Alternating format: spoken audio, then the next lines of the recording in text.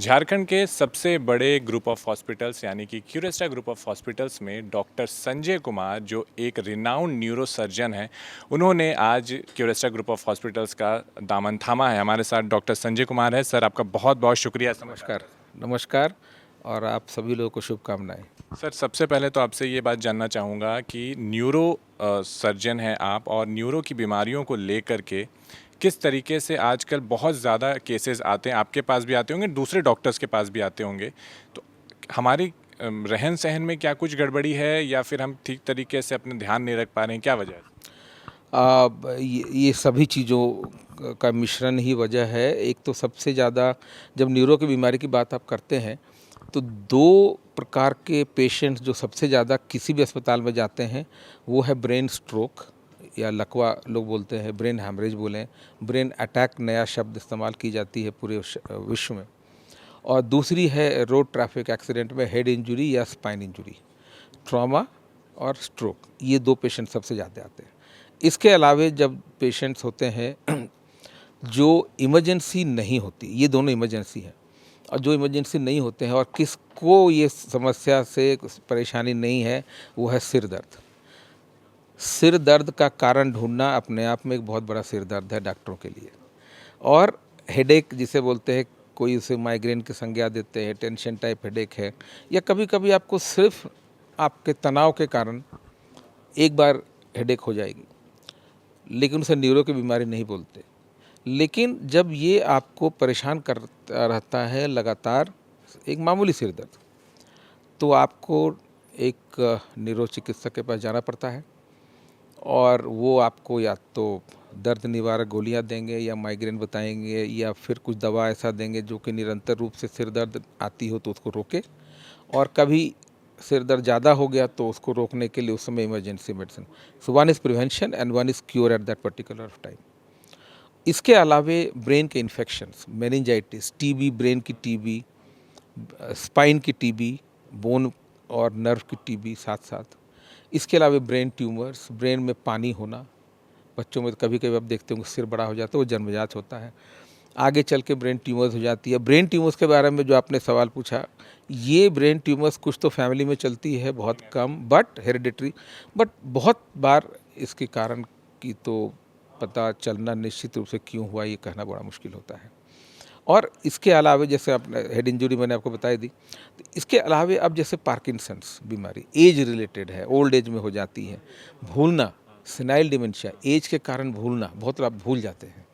Young लोग भी बोलेंगे कि भूल जाते हैं, उसे मैं डिमेंशिया का संज्ञान नहीं दूंगा। ओल्ड एज के पेशेंट्स को जो एक प्रकार की भूलने वाली बीमारी है अल्जाइमर्स डिजीज़, ये वास्कुलर डिमेंशिया, डिमेंशिया भूलने वाली, फॉरगेटफुलनेस, ये बहुत कॉमन है ये लोगों में।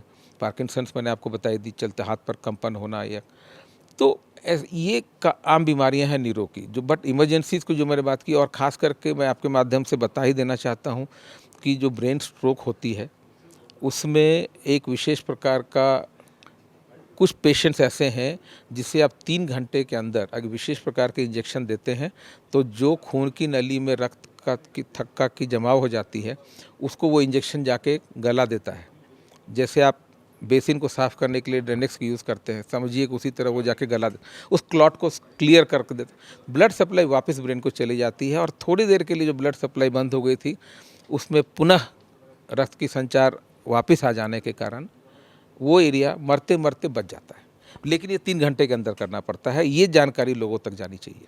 सर, क्यूरेस्टा ग्रुप ऑफ हॉस्पिटल्स की जब से शुरुआत हुई है झारखंड में और बिहार में भी जो हॉस्पिटल है, आपको क्या लगता है कि कई सारे हॉस्पिटल्स में आपने भी काम किया, सर, आपका सालों का एक्सपीरियंस है, क्यूरेस्टा ग्रुप ऑफ हॉस्पिटल्स में ऐसा क्या कुछ नया है, या क्या कुछ आपको विजन दिखता है हॉस्पिटल्स के ग्रुप को लेकर के कि आप इसका साथ में?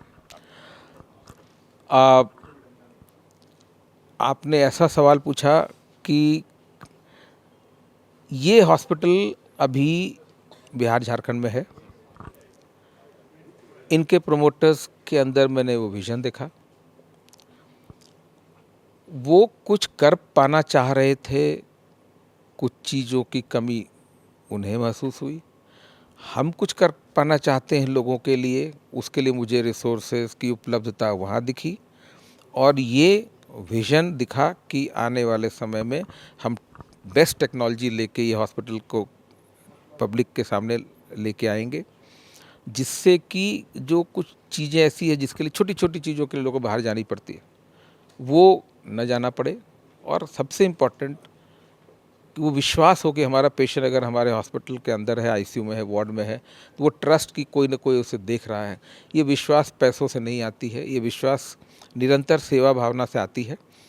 इस चीज़ को स्थापित करने की हम यहाँ कोशिश करेंगे।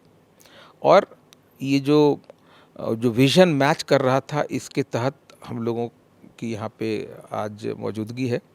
और आने वाले समय में इस विज़न को साकार हम लोग मिलके करेंगे और मल्टीपल यूनिट्स भी ऐसा आ पाए तो पहले तो हम उस लेवल तक विश्वास पब्लिक का जीत पाए। हम ये हमारी टीम जो डॉक्टर्स की अभी आई है ये और आने वाले हैं, उनके प्रति लोगों का ज़बरदस्त विश्वास है।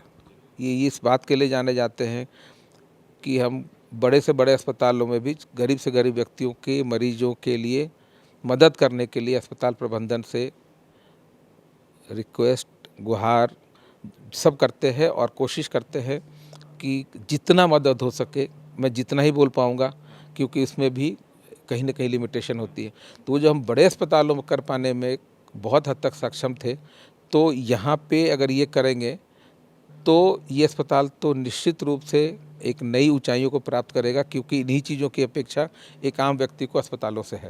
एक और अपेक्षा रहती है आम व्यक्ति को या फिर किसी को भी, जब भी अगर स्वास्थ्य संबंधी कोई भी चीज़ होती है या किसी को बीमारी होती है, पैसा एक बहुत बड़ा फैक्टर होता है, अफोर्डेबिलिटी एक बहुत बड़ा फैक्टर होता है। कई सारे ऐसे लोग होते हैं जिनको परेशानी है, लेकिन ये सोच करके कि अभी पैसा नहीं है, वो डॉक्टर तक भी नहीं जाते बेसिक इन्फॉर्मेशन के लिए भी।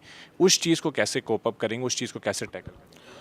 कोशिश इस प्रकार से करेंगे कि यहाँ पे कोई बाहर के बहुत मतलब ब्यूरोक्रेटिक दबाव नहीं रहेगा, तो इससे हमारे यहाँ के चिकित्सक खुल के काम कर पाएंगे। और यहाँ पे जो अस्पताल के प्रबंधन और अस्पताल के जो डॉक्टर्स, उसके बीच में बहुत बड़ी खाई नहीं होगी जो कि बाकी जगहों में दिखता है।